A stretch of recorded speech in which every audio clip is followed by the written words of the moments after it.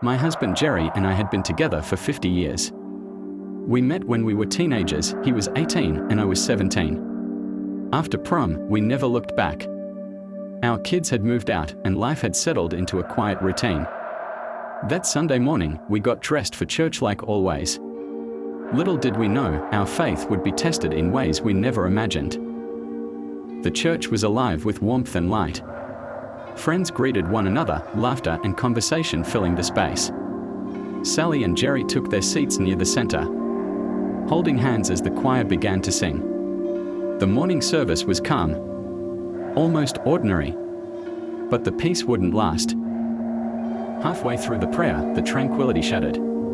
A piercing scream erupted from 2 rows ahead. Every head turned to see a woman convulsing violently. Her body twisted unnaturally, elongating and shifting. Before the crowd's stunned eyes, she became a wolf-like creature, her glowing yellow eyes scanning the room. Panic swept through the congregation as the creature let out a guttural growl, shaking the very air around it.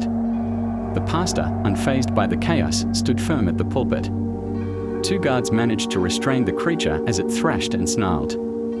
Holding his silver cross high, the pastor's voice boomed with authority in the name of the Father, the Son, and the Holy Spirit.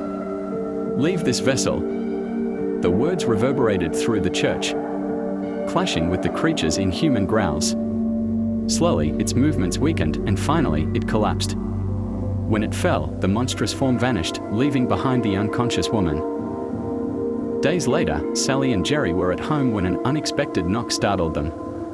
2 men in dark suits stood on their porch, their faces unreadable. They spoke with calm, measured voices, asking Sally and Jerry to keep quiet about what they had witnessed. The woman, they claimed, suffered from a mental condition. Everything else was a hallucination. Despite the strangeness of their visit, the couple agreed, taking the money the agents offered. Yet, unease lingered, and the memory of that day stayed sharp. The church wasn't the same after that day.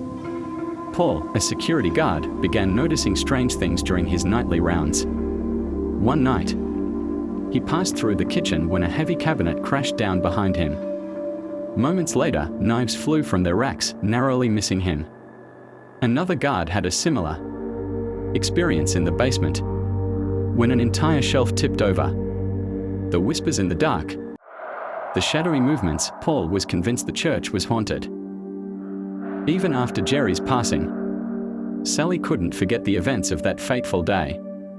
Alone in her quiet home, she often saw cars parked outside her driveway or trailing her on errands.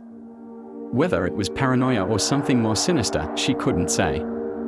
But as she sat by the window, gazing at the moonlit street, she felt it, the lingering presence of something she couldn't explain.